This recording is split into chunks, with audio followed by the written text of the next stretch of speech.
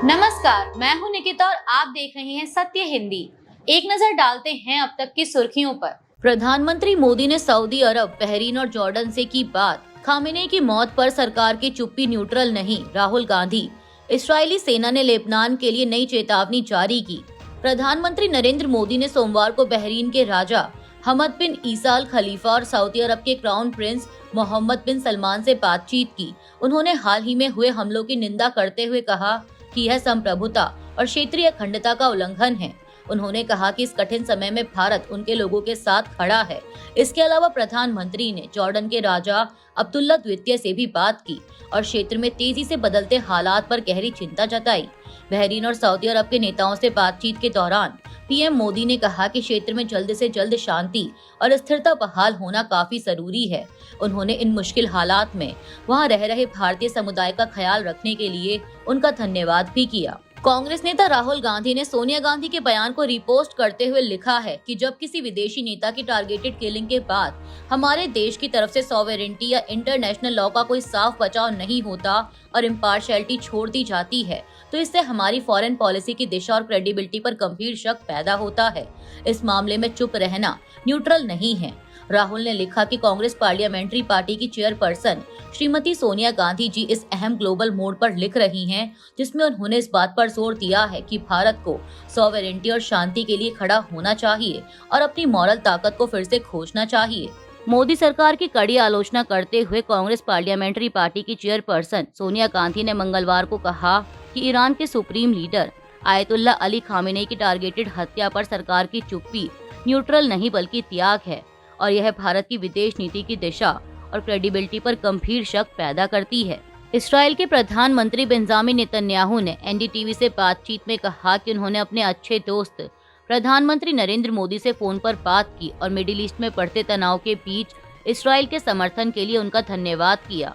Netanyahu ने यह बयान बेत शेमेश में दिया, जहां ईरानी हमले में एक सिनेगॉग पर हमला हुआ और 9 लोगों की मौत हो गई। उन्होंने कहा कि भारत और इस्राएल के बीच गहरी दोस्ती है और मोदी इस्राएल में काफी सम्मानित हैं। नेतन्याहू ने यह भी बताया कि ईरान के खिलाफ अमेरिका इस्राएल का संयुक्त अभियान ईरानी नेतृत्व को हटाने की स्थिति बनाने के लिए है। उन्होंने कहा कि समय करीब आ रहा है जब ईरानी लोग अपने देश में बदलाव ला सकते हैं और इस्राएल व अमेरिका उनके साथ खड़े रहेंगे। इस्राएली सेना ने मंगलवार को लेबनान में दर्जनों जगहों के लिए लोगों को निकलने के नए आदेश जारी किए हैं, जिसमें बेरूत के दक्षिणी 2 इलाकों में रहने वालों को आने वाली मिलिट्री कार्रवाई से पहले कई इमारतों से दूर रहने की चेतावनी भी शामिल है। मिलिट्री के अरबी भाषा के प्रवक्ता अविचाय अतराई ने टेलीग्राम पर एक बयान में कहा कि लेबनान के लोगों के लिए, खासकर उन गाँवों के लोगों के लिए जिनके नाम दिखाए गए हैं, अर्जेंट चेतावनी है। अपनी सुरक्षा के लिए आपको तुरंत अपने घर खाली करने होंगे। इस बयान में 50 जगहों की लिस्ट दी गई। अमेरिका के राष्ट्रपति डोनाल्ड ट्रंप ने ईरान परमाणु समझौते से बाहर निकलने के अपने फैसले का बचाव करते हुए कहा है कि इस कदम ने तेहरान को परमाणु हथियार हासिल करने से रोका। ट्रंप ने social media platform truth social पर लिखा कि अगर उन्होंने बराक ओबामा के समय हुए joint comprehensive plan of action को खत्म नहीं किया होता तो ईरान 3 साल पहले ही परमाणु हथियार बना लेता। यह बयान ऐसे समय आया है जब अमेरिका और इस्राएल का ईरान के साथ सैन्य संघर्ष चल रहा है।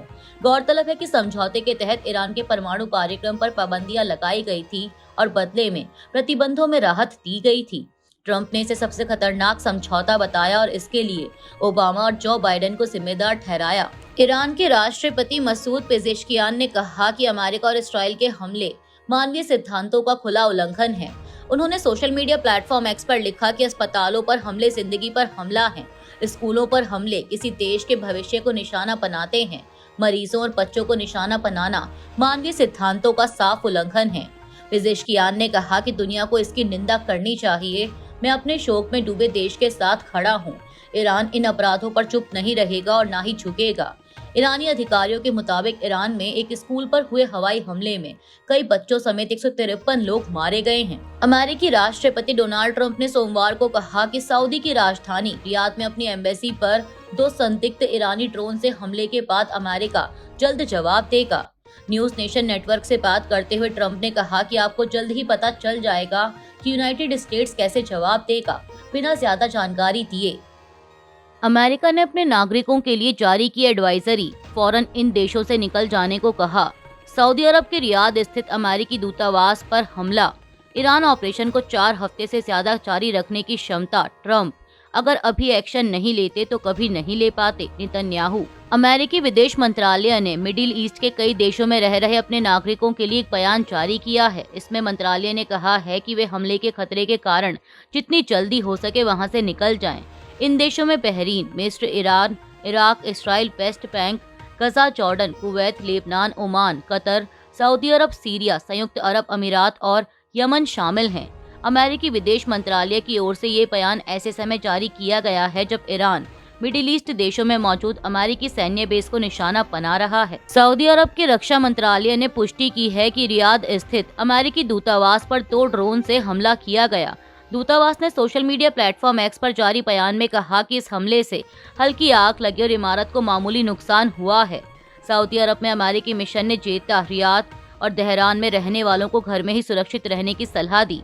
इससे पहले सोमवार को कुवैत में अमेरिकी दूतावास या उसके पास से धुआं उठता देखा गया था, जिसके बाद दूतावास ने लोगों से कहा कि वे दूतावास न आएं और अपने घर में सुरक्षित रहें। अमेरिका के राष्ट्रपति डोनाल्ड ट्रंप ने ईरान के खिलाफ चल रहे सैन्य अभियान को लंबा चलने का संकेत दिया है।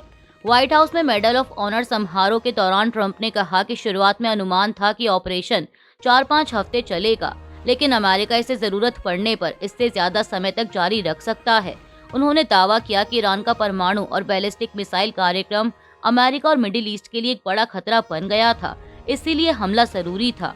ट्रंप ने 4 मुख्य लक्ष्य बताए: ईरान की मिसाइल क्षमता को नष्ट करना, उसकी नौसेना को कमजोर करना, 10 जहाज डुबोने का दावा, परमाणु हथियार बनाने की कोशिश रोकना और विदेशी आतंकी समूहों को समर्थन बंद कराना। यह अभियान अमेरिका और इसराइल का संयुक्त ऑपरेशन एपिक फ्यूरी है। ट्रंप ने जरूरत पड़ने पर जमीनी सैनिक भेजने से भी इनकार नहीं किया और कहा कि सभी लक्ष्य पूरे होने तक दबाव जारी रहेगा।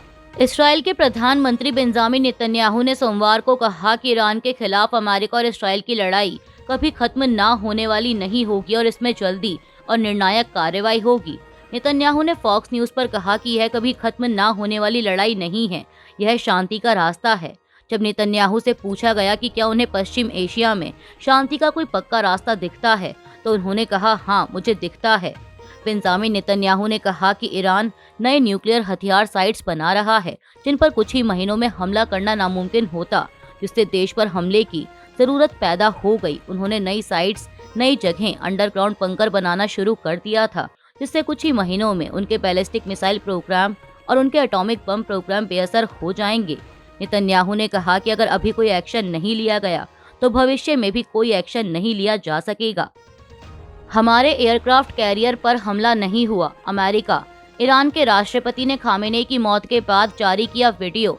ईरान के विदेश मंत्री ने बताया कब चुना जाएगा नया सुप्रीम लीडर। अमेरिका ने ईरान के दावे को खारिज करते हुए कहा है कि उसके एयरक्राफ्ट कैरियर अब्राहम लिंकन पर हमला नहीं हुआ।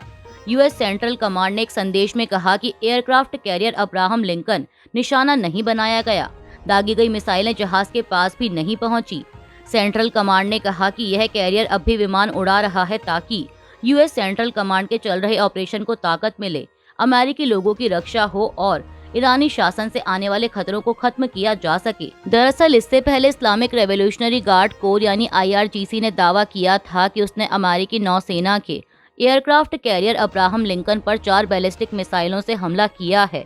IRGC की ओर से यह भी कहा गया था कि दुश्मन पर हमला अब एक नए चरण में पहुंच गया है। ईरान के supreme leader ayatollah Ali Khamenei की अमेरिका इसराइल हमले में मौत के बाद मिडिल ईस्ट में तनाव बढ़ गया है। इसके जवाब में ईरान ने Bahrain, Qatar, Kuwait, Oman, UAE और सऊदी अरब जैसे खाड़ी देशों में अमेरिकी ठिकानों के साथ दुबई और अबू धाबी के रिहायशी इलाकों पर मिसाइल और ड्रोन हमले किए। UAE पर 165 से ज्यादा बैलिस्टिक मिसाइलें दागी गईं। इसके बावजूद सऊदी अरब और अन्य अरब देशों ने अभी तक सीधी सैन्य कार्रवाई नहीं की है। गल्फ कोऑपरेशन काउंसिल ने आपात बैठक कर हमलों की निंदा की और आत्मरक्षा का अधिकार सुरक्षित रखा। सऊदी क्राउन प्रिंस मोहम्मद बिन सलमान ने जरूरत पड़ने पर जवाबी कार्रवाई की अनुमति दी है, लेकिन सार्वजनिक रूप से संयम दिखाया जा रहा है।